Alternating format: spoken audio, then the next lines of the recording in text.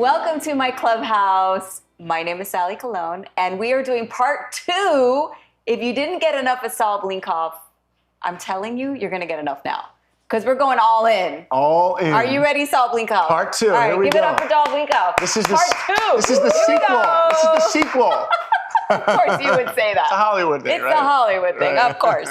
So besides being, an animator, a director, a brilliant mind, a dad, all of this stuff, you're also Jewish. That's right. And you're like a really Jewish. Right, yeah. Right? Because yeah. some people say I'm Jewish, but they don't. Some people say I'm Jewish. Jewish. That's what it is. Yeah. Look, That's so funny. I mean, I grew up in a Jewish home. My parents, loved Judaism, and I grew up in it. But as an adult, there was a point in my life where I figured out, how do I want to live as a Jew? How do I want to bring that into me as an adult? And I started to realize that it was a great tool for me to grow as a human being. So I find wisdom in the Bible and the Torah. And if you haven't checked out the Bible, it is a bestseller, by the way. You might want to. Millions of copies. Yeah, Harry Potter got nothing on him. You know what? I'm just saying. Well, and I think that's why you and I get along so well, There you because, go. my dad was a pastor. Right. Grew up in the church, Pentecostal church. Right. So, I grew up with the Bible. The Bible. Yeah, I grew up with the Bible. And I'm raising my kids with the Bible. There You know go. what I mean? And well, there's a lot of values that come from that. There is a lot of values Yeah. that come from that. And it keeps me grounded. It keeps my kids grounded. Yeah. So I love that that's it. As a matter of fact, you have to leave here early because your wife is cooking some food. Shabbat dinner. Yeah, we're and I told her I'm coming over. I'll be there, Marion. I already told her. Right. She's like, come on over. Come on I'm kidding. over. I'm actually going to a concert tonight. Okay. I'm going to see The Weeknd at SoFi Stadium. But anyway, I just wanted to show you. Have I talked about my bottle? Do you have one of these? First of all, Hydro Flask is the greatest brand for bottles, but I haven't seen that size. That looks like it would actually fit in my cup holder. It would fit in your cup holder. Oh my God. And look at how easy it is. You just flop this open, you drink it up like when I'm thirsty, when I'm doing the show. My daughters have these, my teenagers have them. They each have it in high school on their desks. They drink them all, and they're counting how many times they're going through it. See? Right? I think they're like 5 a day, they're going, whatever it is. These are because they say amazing. that you have to drink, half of your weight in water, right, to be healthy. Yeah, and it stays It's available cold. on my carousel So on good. Amazon Live. Thank you very much. 24 hours it stays cold, I think. 24 hours in the car. It's Amazing. fantastic. I love it. All right, so how do you, because you're such a good dad, I could tell. I can tell you're kind of like animated with your kids. No pun intended. But how do you inspire your kids? Well, let's go back a sec. You called me a good dad. Yes. So I think anyone who's watching, who's a parent, we all want to be called a good mom, a good dad. So what makes a good parent? Right. So I think, I remember when my wife was pregnant with our first. And I remember lying next to her, and she'd put my hand on her belly. She'd say, honey, feel this, feel this. And it was at nighttime, because that's when babies inside their that's when they're like alive. Right? So I was like, ooh, I feel it. It's amazing, incredible, beautiful tears. And then I take my hand away and I go to sleep, and she has the alien from inside poking her all night, right? So I am sympathetic to what she went through, but I'll tell you, look, it takes 9 months for a baby to cook, right? 9 months. Yeah.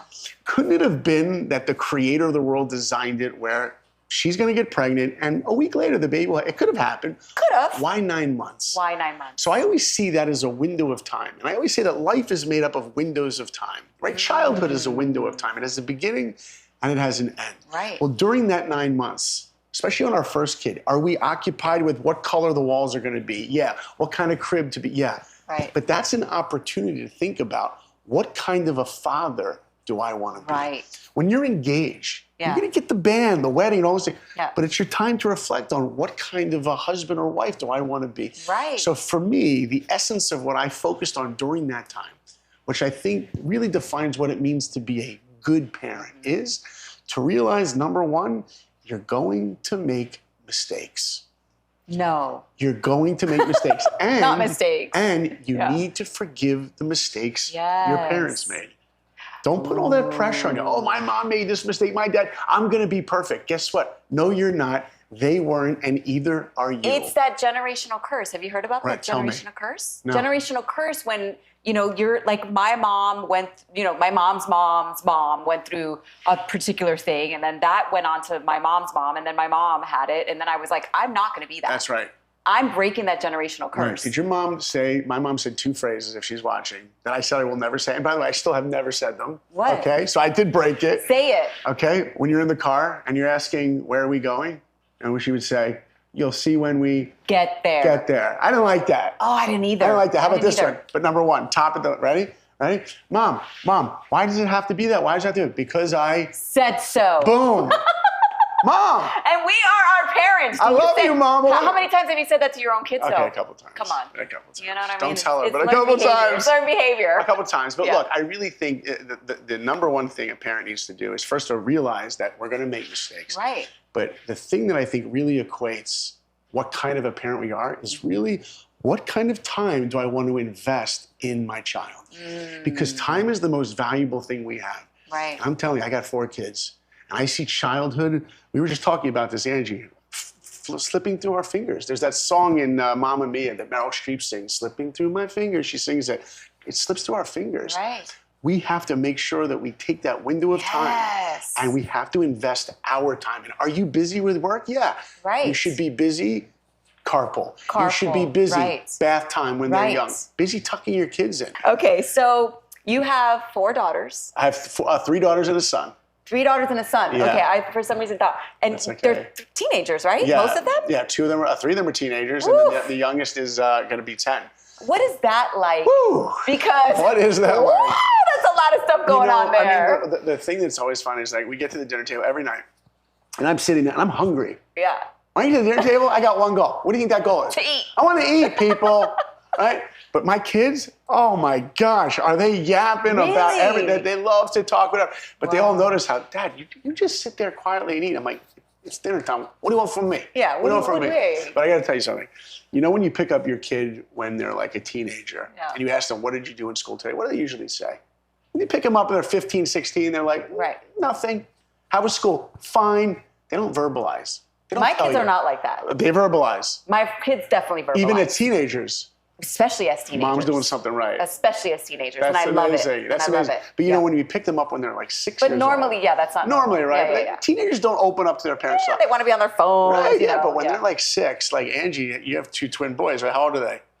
8. 2 8-year-olds. I bet when you pick them up from school, they don't shut up for a minute about everything they did. I went to the bathroom, I wiped myself, I took the water. You're like, dude, can you tell me less? Right? So we want something in the middle. So here's something that my wife and I noticed. You know, when we as adults wake up in the morning, we have a fire of everything we want to accomplish in a day. When we put our heads on our pillows at the end of the day, we reflect on all the things we accomplished or didn't throughout the day. The emotions come out. Guess what? It's the same with our children. So my wife and I have a little custom that we do. When we tuck our kids in, we're not just reading them the book, especially when they're little, but even as teenagers. Right. Spend 5 minutes with them. Wow. Because they won't just tell you what they did that day. They'll tell you what they felt about what they did that day.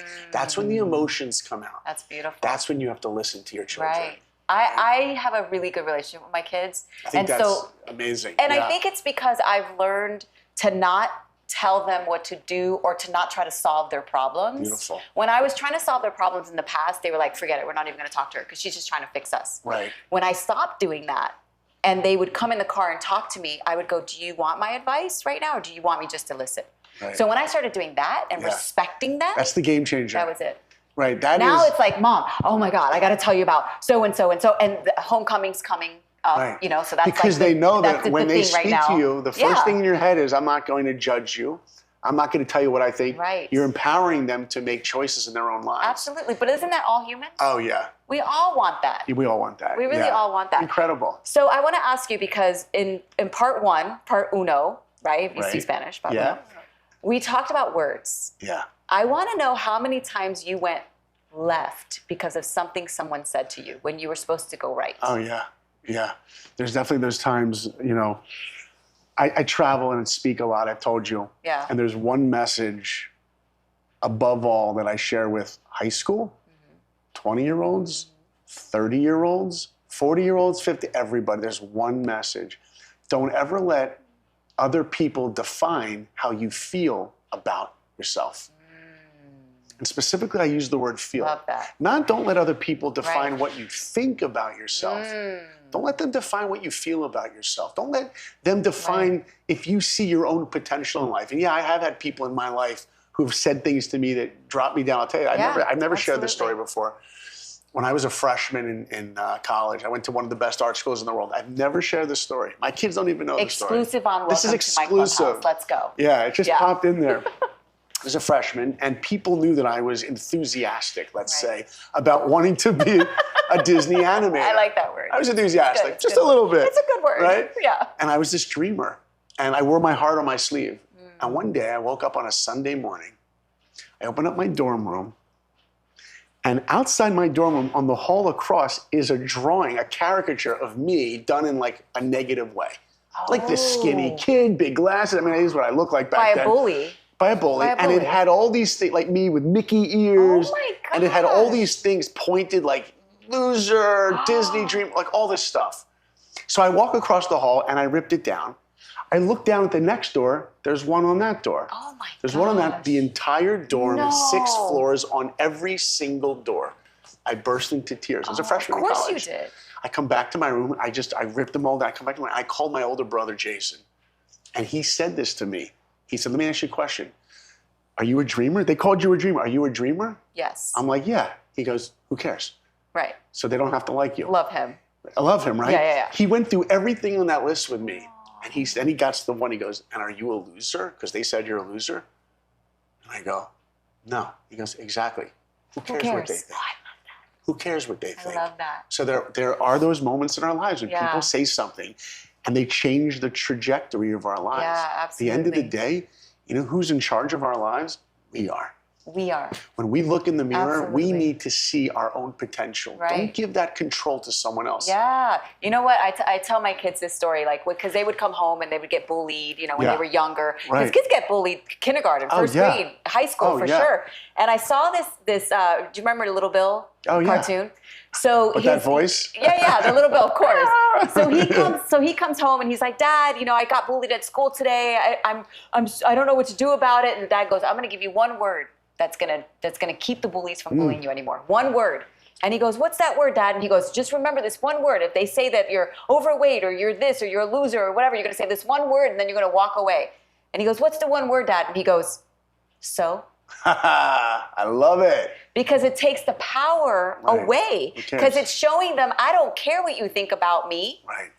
So you say so and you dismiss them, you walk away. That's right. Isn't that great? Right, but we can't think just it happens when you're a kid. Look, if we're posting on Instagram, Absolutely. we post on Facebook, how many likes, how many of these, right? Yep. And even as adults, we go through the world. We want people to acknowledge us. We want people to accept us. Yeah. We have to accept ourselves. Love yourself first. Right? And then it's easier for you to love other people. That's right. So you have an incredible podcast, Life of Awesome. And I'm just going to name some of the people that he has had on his podcast. And you can go to saulblinkoff.com so you can see all of the different people. And you can listen to all of. I love that you did all of everything on one site. Right. So all of his podcasts are on one site, but you can also hear them on iTunes and Spotify and all the But it's all right there. But it's all right there, and I love Thank that. you. So some of the people that you've had on your show, Charlie Rocket. Yeah. I love me some Charlie Rocket. He's amazing. You know he's my friend. Is he? I don't know if you know that. I'm not surprised. Oh yeah, no. Charlie goes around the country in a bus. The Dream Machine. The Dream Machine to make dreams come true. That's all he does. That's his whole life. Oh, his whole life is impacting He's others. amazing. I need to have him on this couch. Yeah, you do. We need to Charlie Rocket. Right. We need to get Charlie Rocket on this couch. He's amazing. He's amazing. He finds out what your dream is. He makes it come true. And he was an executive at a record label making millions of dollars. He's like, I'm done with this crap. I'm going. I want a meaningful life. I want a meaningful life. I love that. You also had Tim Story. Yeah. Our buddy Tim He's Story. our buddy. Who I love. I He's love him. You know, greatest life coach on the planet. Oh, yeah, he's our brother. You had Christina Kuzmic. Is that how you say it? Kuzmich. Okay, so she was all the rage a couple of years ago. Yeah, she I don't know what talked about happened. real Did she things. say what happened, why she came off? I don't know why. I mean, she spoke really openly and vulnerably about her teenage son who had a drug abuse challenge and how she worked through that. And she's impacted so many people. Just telling her real story, not just showing like the perfect life, but it's like, this is the real life. She was hilarious. Oh, she's so like her funny. mom videos. Right, aren't they great? Did you watch her? So she was good. so funny. I love. Yeah. She was like, I would watch her videos and go like, I want to be like her when I grow up. I swear, she's like amazing. And then George Foreman, hello. Okay, George. Let me tell you something. Sally, Tell us about George. Sally. If my wife was watching, she goes, "If you mention George Foreman to my husband, just wait." Okay. Just wait. So here's the thing. I get the guy on. Out of every interview I've done, and I've had great people, and God willing will continue to have great people. You're going to be on my podcast, I would please love God, that. soon. Okay, Please, don't forget. Please have my people call you. I'm going to have. So George comes on, and I start listing all the things that make him successful. And by the way, just so you know, I'm not interested in my podcast of having people who are successful at business. I want people who are successful at life. Ooh, That's what I'm going for, right? Soundbite. I love his soundbites. So George Foreman, gold medal winner and Olympian. That's a reason to have someone on a podcast right there. Put that aside. Yeah. Right? Heavyweight champion of the world twice. Wow. With a 20-year between them, the oldest to become heavyweight champion. He was a laughing stock, did it again. Amazing. Put that aside. Right. How most people know George Foreman under the age of 30, they know him as George Foreman Grill. The Grill. We all have it. The Grill, right? It's the Grill. I use it all the time, by the way. Right, the Grill. It's amazing, right? Yeah. The Grill, the fat I have lean the machine. small one, the medium one, the large one. Everyone got that for their wedding gift. Yeah, when I got absolutely. married, we got that too, right? Heck So the Foreman Grill. He made $138 million his first year on the Grill. Wow. Put that all aside. I get him on the podcast. He's over 70 years old. Yeah. I list all the things. George, you were heavyweight, Olympian, all this stuff. You're a father, grandfather, great-grandfather. He goes, Saul, out of everything you've just said on the list, the thing I'm most proud of is great-grandfather. Oh. And then he said, guess what? I feel like I haven't done anything yet. The best is yet to come.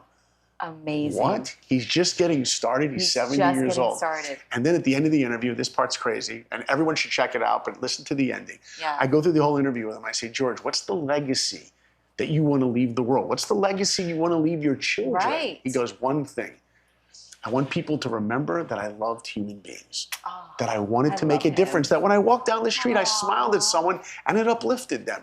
That's what my life is about. He didn't mention money, grills, or heavyweight belts. He has clarity on what really matters in life. That's incredible. Incredible human being. Okay, so I'm going to, ask you the same question. Yeah. Because why not, right? It worked for George. So what's the legacy you want to leave? Look, I worked really, really hard to become a Disney animator.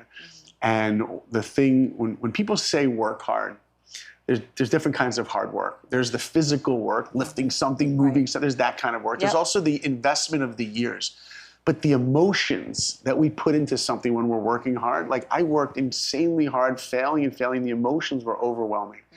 I got to tell you, with all the struggle that I've had in my life, and I finally achieved getting my name in a Disney movie. Pocahontas was the first movie I worked on. Amazing. The tears that I had sitting in that theater, watching my name go up there and thinking of all those hours of work, I'm telling you, that's nothing. At the end of the world, it really matters to me one thing. My kids are going to see my name one day, and it's going to be on a gravestone. They're not going to say, wow, I'm so proud of my dad, he worked on Pocahontas. Right. They're going to know another thing. Did my dad try to live a life of integrity? Did he try to grow? Did he try to become a better human being? Right. What's my legacy? One thing. I strive to grow as a human being every day, and I strive to make an impact or a difference in one other person's life every day. That's it. Wow. That's it. What a life. That's it. That's what I'm trying to do. And you know what? I'm going to tell you, because I was reading Oprah's latest book, which is incredible. And who's the lady that she loved? I can't think of her name right now. The black lady that she was like, Maya Angelou. Oh, yeah. And she talked about how each person that we come in contact with, that we touch, whether we mentor them, they're part of our legacy. Right. They're part of our story. They're part of our story. Isn't that beautiful? And, my ex-husband, Steven, who is still my very good friend, wrote a song. He's a music producer, songwriter. He wrote a song called The Dash Between Two Dates.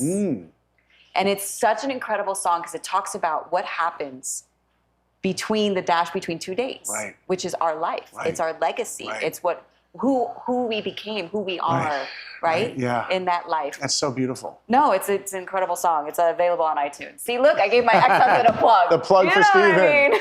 Steven, she's good, man. Oh my gosh, thank you. So, what is it like being married, having children, having a career, because you have a lot going on. You Yeah. go out and you travel and you speak and you have all of that. But what inspires your life? Like, what makes you the happiest? I know you love being a dad. You talked about that in show number 1. But what's Saul Blinkoff outside of your wife, your kids, your career, your speaking? I have little moments in life that I was just in the car with my kids yesterday driving home. We just saw Jaws, my first favorite movie of all time. Jaws. Saw it in the theater. Right? First blockbuster of all time. So I took him to see it at the Chinese theater here in LA. Yeah. And we're driving home and we were listening to some great music in the car. And my oldest daughter was sitting next to me. She's like, Dad, I'm like you. I'm like, why? She goes, because I listen to music that loud also, and I can't be in the car without music. Aww. And we both talked, and my other daughter too. We all, and my son, we all listen to music constantly. Yeah. And I have these little moments with them where like the right song is on, and you're like the windows are down, you're driving to the ocean, and you're just singing with there's the musical Dear Evan Hansen. Yes, of course. Okay. I have 2 teenage daughters, Ben so Platt, of course. right? Yes, of course. And that soundtrack, like we belt out, we sing at the top of our lungs, but he has a song on there about feeling alone. Yeah. And that you're never alone, right? Yeah. And that you can always connect with people. So who is Saul Blinkoff? I love to connect with my kids. I love to have those little moments in life where I feel the joy of being alive. Yeah. Oh, I love that. I do that with my kids too. Yeah. We roll the windows down. We actually, because I have a Tesla. Right. But we have Tesla. we have karaoke in the Tesla. Right. So we go on road trips. I think I saw you posted one of these, right? Yes, and you could do karaoke where we're just singing and listen, and that is what brings me joy, right? For real, truly. Right. But I want to ask you, and because we're closing now, we're 5 minutes. I want to ask you if you're talking to somebody in the audience right now, because we have Instagram here, we have Amazon Live, or this is going to go up on YouTube. Yeah. We've gone through a couple of years that have been a little bit rough, right? There's a lot of people that I've experienced that are, hopeless. Right. They've lost their lives. Right. They've gotten divorced. They've lost their jobs. So many things have gone really wrong in the last couple of years. Can you say to our audience directly, like, what is your advice to help them find themselves again, to pick themselves up and start again? Yeah. I'm so happy you brought that up.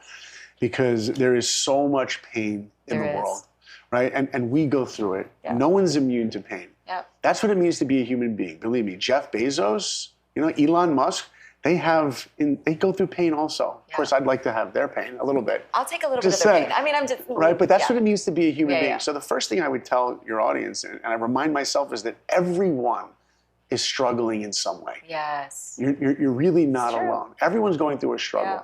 But for me personally, the tool that I tap into to pull myself out of those moments when you're in the rain, it's to realize that you have a responsibility to the world. Think of it that way. And let's look at Lion King for a minute. Lion King, right? With the biggest animated movie before Frozen. Right. Lion King, the message of that movie is take responsibility for the world. Simba goes and lives in Hakuna Matata world. It means no worries. Right. Nala shows up and says, Simba, you got to come back with me. He's like, no, look where I live, Hakuna Matata. Right. She's like, no, you don't understand. Scar's taken over everything, and if you don't come back, everyone's going to die, and you're responsible. Then she leaves him. He's left alone, sees his father in the clouds. Remember who you are, right? Yeah. He goes back and defeats Scar, and we get a taste of what greatness really is. It's only one thing, taking responsibility for the world. And the word responsibility, I love this, comes from a great rabbi I once learned with Rabbi David Aaron. He says, responsibility is, wherever in life I have the ability to respond. Wow. Responsibility is the ability to respond. I love that. So wake up every day and go through the day and say, where do I have the ability to respond? Guess what? And not all react, day. by the way. Right, not react. And not react. Just respond. Just respond. Where can I make an impact? Where can I help someone? Where can I give a little bit? And if you're in a funk, and if you do feel like life is hopeless one day, wake up, look at someone else's life and make a difference in their life, and that will motivate and energize you to keep going. To keep going. Oh, I love that. I'm going to ask you one last question, and then we're going to end with this. We're all going to pass away at some point, right? That's reality. It's reality. Yeah. What do you want people to say when you pass away? I know that's like a crazy question, but what do you want people to say? I want them to say that because I knew Saul or got to hear him, I felt that I got to know myself more.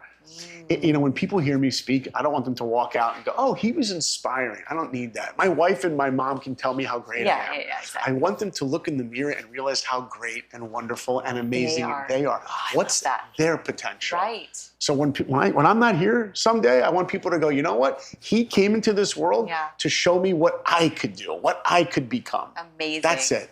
You change people's lives. I'm trying. Oh, yay. I'm trying. I love it. Give it up for Saul Blinkoff, changing the world, ladies and gentlemen. Trying. So let people know how they can find you and find your podcast. Thank you. And by the way, everyone who tuned in, I'm so grateful that you lent your ear and got to listen to this conversation with this amazing woman. I've known her for quite some time now. She's incredible, making a huge impact. Thanks for having me. Of course. And if you want to hear more, check out my website. It's saulblinkoff.com. My podcast is Life of Awesome, because don't settle for good when you can be great. And don't settle for great when you can be awesome. No! Shoot! Do that again. Shoot, let's do it again. Don't settle for good when you can be great. And don't settle for great when you can be awesome. So check out Life of Awesome. Yay! Thank you so much, Saul, for being with me. And thank you for being with me right here on Welcome to My Clubhouse. We will see you next time. Love you. Bye.